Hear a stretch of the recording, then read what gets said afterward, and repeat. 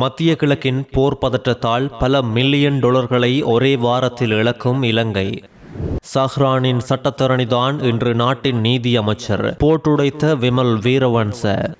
யாழ்ப்பாணத்தில் இன்று 36 எரிபொருள் நிலையங்களுக்கும் பெட்ரோல் விநியோகம். முச்சக்கர வண்டியில் துப்பாக்கி சூட்டோடு தொடர்புடைய நபரின் சடலத்தால் பதட்டம். காலி கடற்கரையில் விபத்துக்குள்ளான ஈரானிய கப்பல். மனைவியை துரத்தி கொலை செய்த கணவன். டீசலை பதுக்கி வைத்திருந்த 2 பேர் யாழில் அதிரடி கைது.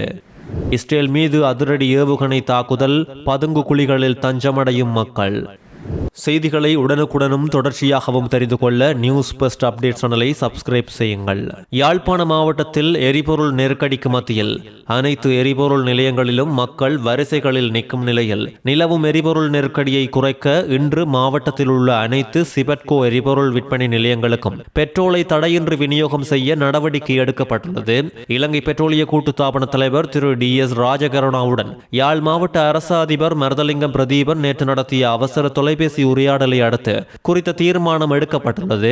எரிபொருள் நிலையங்களில் நிலவும் நீண்ட வரிசைகளை கட்டுப்படுத்த கொலன்னாவையில் இருந்து நேரடியாக விற்பனை நிலையங்களுக்கு எரிபொருளை விநியோகிக்க பெட்ரோலிய கூட்டுத்தாபன தலைவர் சம்மதம் தெரிவித்துள்ளதோடு இதற்கான விநியோக பட்டியலை வடபிராந்திய பெட்ரோலிய கூட்டுத்தாபன முகாமையாளர் திரு சிவகரன் தயாரித்துள்ளார். விநியோக நடவடிக்கைகளை முறைப்படி ஒழுங்குபடுத்துமாறு அரசாங்க அதிபர் அவருக்கு அறிவுறுத்தியுள்ளார். குறித்த விசேட ஏற்பாடுகள் குறித்து கடல் தொழில் அமைச்சரும் யாழ் மாவட்ட ஒருங்கிணைப்பு குழு தலைவருமான ராமலிங்கம் சந்திரசேகரின் கவனத்திற்கு அரசாங்க அதிபரால் கொண்டு செல்லப்பட்டுள்ளது. இந்த அதிரடி நடவடிக்கையின் மூலம் நாளை முதல் யாழ்ப்பாணத்தில் பெட்ரோல் தட்டுப்பாடு இல்லாது இயல்பு நிலைக்கு திரும்பும் என எதிர்பார்க்கப்படுகின்றது. மொரட்டுவை பேருந்து நிலையத்தில் நிறுத்தியிருந்த முச்சக்கர வண்டி ஒன்றிலிருந்து நபரொருவரின் சடலம் வெட்டுக்காயங்களுடன் மீட்கப்பட்டுள்ளமை அந்த பகுதியில் கடும் அதிர்ச்சியை ஏற்படுத்தியுள்ளது. அதே இடத்தை சேர்ந்த சுரா என அழைக்கப்படும் நபரே உயிரிழந்துள்ளதோடு இவர் துப்பாக்கி சூடு நடத்தி நபரொருவரை கொலை செய்த சம்பவத்துடன் தொடர்புடைய சந்தேக நபர் என்றும் இந்த வழக்கு மொரட்டுவை நீதவான் நீதிமன்றத்தில் நிலுவையில் இருப்பதாகவும் போலீசார் தெரிவித்துள்ளனர். இரவு 7:30 மணியளவில் 119 அவசர இலக்கத்துக்கு கிடைத்த தகவலின் அடிப்படையில் சம்பவ இடத்துக்கு விரைந்து சென்ற போலீஸ் குழுவினர் சோதனையிட்ட போது முச்சக்கர வண்டியின் பின்னிருக்கையில் குறித்த சடலம் காணப்பட்டுள்ளது. உயிரிழந்தவரின் உடலில் கடுமையான வெட்டுக்காயங்கள் காணப்பட்டுள்ளதோடு வேறொரு இடத்தில் வைத்து வெட்டி படுகொலை செய்யப்பட்டு பின்னர் இங்கு கொண்டு வந்து போடப்பட்டிருக்கலாம் என போலீசார் சந்தேகம் வெளியிட்டுள்ளனர். இலங்கையில் காலி கடலில் ஆபத்தான நிலையில் காணப்பட்ட கப்பல் ஈரானுக்கு சொந்தமானது என்று அடையாளம் காணப்பட்டுள்ளதாக பாதுகாப்பு ராஜாங்க அமைச்சர் அருண ஜெயசேகர தெரிவித்துள்ளார். கப்பலில் இருக்கும் ஊழியர்கள் மற்றும் கடல் தொழிலாளர்களை பாதுகாப்பாக மீட்பதற்காக இலங்கை கடற்படை மற்றும் விமானப்படை சேர்ந்து விசேட கூட்டு நடவடிக்கையை ஆரம்பித்துள்ளது. இலங்கையின் முப்படையினரால் கடலில் நிலவும் சீரற்ற வானிலைக்கு மத்தியிலும் கப்பலில் சிக்கியுள்ளவர்களை மீட்கும் பணிகள் தீவிரப்படுத்தப்பட்டுள்ளதாக பாதுகாப்பு அமைச்சு தெரிவித்துள்ளது. சஹ்ரான் ஹசீம் ஈஸ்டர் ஞாயிறு தற்கொலை தாக்குதலின் பிரதான சூத்திரதாரியாக இருக்கும் நிலையில் அவரின் வழக்கில் முன்னிலையான சட்டத்தரணியே இன்று இந்த நாட்டின் நீதி அமைச்சராக கடமையாற்றி வருவதாக குற்றம் சுமத்தப்பட்டுள்ளது. குறித்த குற்றச்சாட்டினை தேசிய சுதந்திர முன்னணியின் தலைவர் விமல் வீரவன்ச முன்வைத்துள்ளார். அன்று மட்டக்களப்பு சென்று தற்போது நீதி அமைச்சராக பதவி வகிக்கும் கர்சன நாணயக்கார சஹ்ரானின் வழக்கில் முன்னிலையானதாக குற்றம் சுமத்தியுள்ளதோடு நாட்டின் பாதுகாப்பிற்காக குறிப்பிடத்தக்க அளவு சேவையாற்றிய மேஜர் ஜெனரல் சுரேஷ் சாலே போன்ற புலனாய்வு பிரிவு பிரதானிகளை இந்த அரசு கைது செய்து சிறையில் அடைத்து துன்புறுத்துவதாகவும் குற்றம் சுமத்தியுள்ளார். இன்று சஹ்ரான் போன்ற குற்றவாளிகள் சார்பில் முன்னிலையான சட்டத்தரணிகள் அமைச்சர் பதவியில் இருப்பது சிரிப்பாக உள்ளது என தெரிவித்துள்ளார். அரசாங்கத்தின் குறித்த நடவடிக்கைகள் ஊடாக தமிழீழ விடுதலை புலி புலம்பெயர் சமூகம் சந்தோஷம் அடையும் என்றும் நாட்டின் புலனாய்வு மற்றும் பாதுகாப்பு கட்டமைப்பு பலவீனம் அடையும் என்றும் சுட்டிக்காட்டியுள்ளார். அரசாங்கம் வெறும் சித்திரை புத்தாண்டு கொண்டாட்டங்களை உதாசீனம் செய்து கலாச்சாரங்களை பேணுவதற்கு நாட்டம் காட்டவில்லை என்றும் கள்வர்களை கைது செய்வதாக கூறி ஆட்சி பீடமேறிய இந்த அரசு பட்டப்பகலில் கொள்ளைகளில் ஈடுபடுவதாகவும் குற்றம் சாட்டியுள்ளார். தற்பொழுது நாட்டுக்கு கொள்கைகளை காட்டிக் கொடுக்காத நாட்டின் கலாச்சாரத்தையும் இன உரிமைகளையும் அறிந்த புதிய தலைமை ஒன்று அவசியமாகின்றது என விமல் வீரவன்ச தெரிவித்துள்ளார். யாழ்ப்பாணத்தில் டீசலை பதுக்கி வைத்திருந்த 2 பேர் காவல்துறையினரால் கைது செய்யப்பட்டுள்ளனர். இன்று யாழ்ப்பாணம் ஏழாலை பகுதியில் அதிகாலையில் சுன்னாகம் காவல்துறையினரால் குறித்த 2 பேரும் கைது செய்யப்பட்டுள்ளதோடு சந்தேக நபர்கள் இருவரும் டீசலை பதுக்கி வைத்திருப்பதாக சுன்னாகம் காவல்துறை பொறுப்பதிகாரிக்கு ரகசிய தகவல் கிடைத்துள்ளதை அடுத்து குறித்த கைது நடவடிக்கை எடுக்கப்பட்டுள்ளது. அவர்களிடமிருந்து 800 லிட்டர் டீசல் மற்றும் டீசலை பதுக்குவதற்கு பயன்படுத்தப்பட்ட வாகனமும் கைப்பற்றப்பட்டுள்ளது. மல்லாகம் நீதிமன்றத்தில் கைது செய்யப்பட்ட சந்தேக நபர்கள் இருவரையும் முற்படுத்துவதற்கான நடவடிக்கைகளை காவல்துறையினர் மேற்கொண்டு வருகின்றனர்.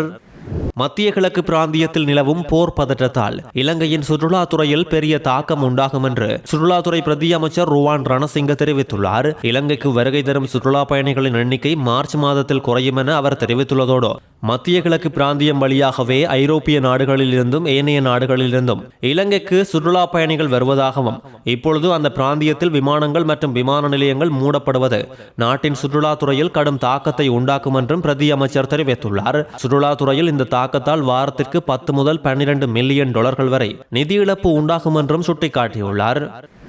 மத்திய கிழக்கின் மிகப்பெரிய அமெரிக்க ராணுவ தளமான அல் உதைத் விமான தளம் மீது ஈரானிய ஏவுகணை ஒன்று தாக்கியுள்ள போதிலும் உயிர் சேதங்கள் எதுவும் ஏற்படவில்லை என கட்டார் தெரிவித்துள்ளது. ஈரானில் இருந்து தமது நாட்டுக்கு ஏவப்பட்ட மற்றொரு ஏவுகணையை தாம் வெற்றிகரமாக வழிமறைத்துள்ளதாக கட்டார் பாதுகாப்பு அமைச்சு தெரிவித்துள்ளதோடு ஈரானின் இஸ்லாமிய புரட்சிகர பாதுகாப்பு படையோடு தொடர்பு வைத்திருந்ததாக சந்தேகிக்கப்படும் 10 நபர்களை கட்டார் கைது செய்துள்ளது. கட்டாரில் IRGC சார்பாக செயற்பட்டதாக கருதப்படும் 2 குழுக்களை அதிகாரிகள் கைது செய்துள்ளனர். கைது செய்யப்பட்டவர்களில் 7 பேர் கட்டாரின் ராணுவ நிலைகளை உளவு பார்க்கும் பணியில் ஈடுபட்டிருந்ததோடு ஏனைய 3 பேரும் ட்ரோன்களை பயன்படுத்தி சதி வேலைகளை முன்னெடுப்பதற்காக நியமிக்கப்பட்டிருந்ததாக தெரிவிக்கப்பட்டுள்ள நிலையில் முக்கியமான இடங்களில் வரைபடங்கள், தகவல் தொடர்பு சாதனங்கள் மற்றும் தொழில்நுட்ப உபகரணங்கள் என்பனவும் அவர்களிடமிருந்து மீட்கப்பட்டுள்ளதும் குறிப்பிடத்தக்கது. அமெரிக்காவும் இஸ்ரேலும் சேர்ந்து ஈரான் மீது தாக்குதல் நடத்தியதில் 10 வயதுக்கும் குறைந்த 181 சிறுவர்கள் கொல்லப்பட்டுள்ளனர். ஈரானில் 1097 பொதுமக்கள் கடந்த 28ஆம் திகதி முதல் இன்று வரையான காலப்பகுதிக்குள் கொல்லப்பட்டதாக தெரிவிக்கப்பட்டுள்ளதோடு அமெரிக்காவும் இஸ்ரேலும் சேர்ந்து ஈரான் மீது தொடர்ந்தும் தாக்குதலை நடத்தி வருகின்றது. ஈரானும் இதற்கு பதில் தாக்குதல் நடத்துவதால் மத்திய கிழக்கில் கடும் போர் பதற்றம் நிலவுகின்றது. குறைந்தது 104 தாக்குதல்கள் கடந்த 24 மணி நேரத்தில் மட்டும் நடத்தப்பட்டுள்ளதோடு மருத்துவ நிலையங்கள், ராணுவ முகாம்கள் மற்றும் குடியிருப்பு பகுதிகள் மீது இந்த தாக்குதல்கள் இடம்பெற்றுள்ளதாக நிறுவனம் தெரிவித்துள்ளது. இந்த தாக்குதலில் காயமடைந்த பொதுமக்களின் எண்ணிக்கை 5402ஆக அதிகரித்துள்ளதோடு அவர்களில் 100 பேர் சிறுவர்கள் என்றும் குறிப்பிடப்பட்டுள்ளது. கேகாலை அரநாயக்க பிரதேச வைத்தியசாலையில் பணியாற்றி வந்த பெண் கொலை செய்யப்பட்டுள்ள நிலையில் அவரின் புகைப்படம் வெளியிடப்பட்டுள்ளது. 35 வயதுடைய ருவினி மதுசிகா என்ற தாதிய பெண்ணே இவ்வாறு கொலை செய்யப்பட்டுள்ளார். ஒரு பிள்ளையின் தாயான இவர் தனது கணவரை பிரிந்து வாழ்ந்து வந்த நிலையில் வாடகை வீட்டில் தற்காலிகமாக வசித்து வந்ததோடு இந்த கொலை சம்பவம் இடம்பெற்றுள்ளது. கொலை செய்யப்பட்ட பெண்ணுக்கும் 33 வயதுடைய மனோஜ் பெத்தும் அகலங்க என்ற நபருக்கும் இடையே நீண்ட காலமாக தொடர்பு இருந்து வந்துள்ள நிலையில் கடந்த 1ஆம் திகதி வேலை முடிந்து வீடு திரும்பிய பெண்ணுக்கு சந்தேக நபருக்கும் இடையே ஏற்பட்ட வாய் தர்க்கம் கொலையில் முடிந்துள்ளதாக போலீசார் உறுதிப்படுத்தியுள்ளனர். ஈரானுக்கு எதிரான போருக்கு பின் எண்ணெய் விலை இன்னும் குறையும் என அமெரிக்க ஜனாதிபதி டொனால்ட் ட்ரம்ப் தெரிவித்துள்ளதோடு அமெரிக்கா ஈரானுக்கு எதிராக மேற்கொண்ட நடவடிக்கைக்கு அமெரிக்காவில் வாழும் ஈரானிய மக்கள் மகிழ்ச்சி வெளியிட்டுள்ளனர். லாஸ் ஏஞ்சல்ஸ் நகரின் வீதிகளில் பலரும் நன்றி நன்றி என தெரிவித்து தங்கள் ஆதரவுகளை வெளியிடுவதை பார்க்கக்கூடியதாக இருந்துள்ளதோடு கொஞ்ச காலத்திற்கு எண்ணெய் விலை சற்று அதிகமாக இருக்கும் என்றும் ஈரானுக்கு எதிரான போருக்கு பின் எண்ணெய் விலை குறையும் என்றும் நான் நம்புகின்றேன் என டொனால்ட் ட்ரம்ப் இதன் போது தெரிவித்துள்ளார்.